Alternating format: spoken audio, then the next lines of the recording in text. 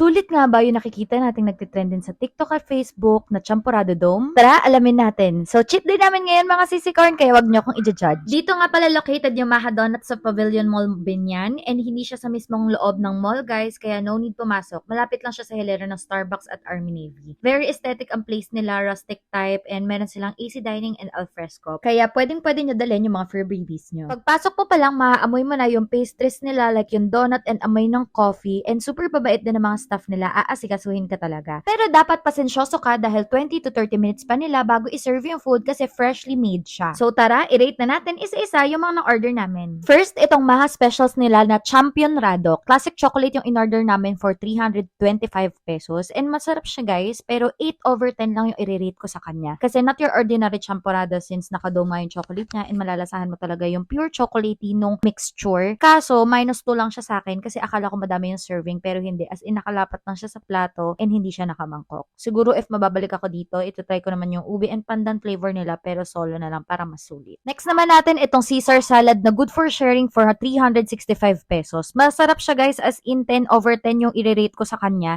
and yung feeling kasi na kahit ilang beses ka na gumagawa ng Caesar salad sa bahay ninyo, mas iba pa rin kapag yung gawang resto.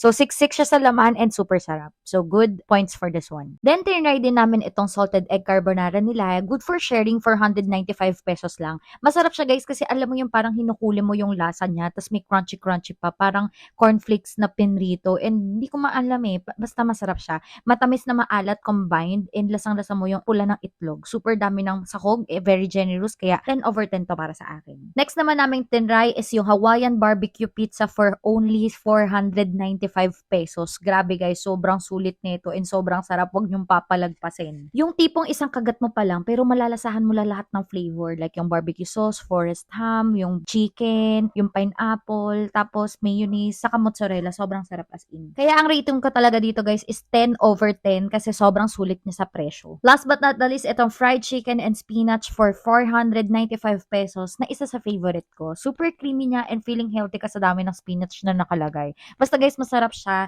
and very generous sila maglagay ng mga toppings, kaya worth the price naman. And syempre, hindi natin papalagpasin yung dessert nila. Tinry ko tong Biscoff Crunch nila pero medyo nakulangan ako sa Biscoff flavor and sobrang konti lang ng sauce niya Biscoff. Kaya 5/10 lang to sa akin. So ayun lang, cheat day lang to guys, kaya di ako kakain bukas. Thank you for watching and see you on my next videos. Babu!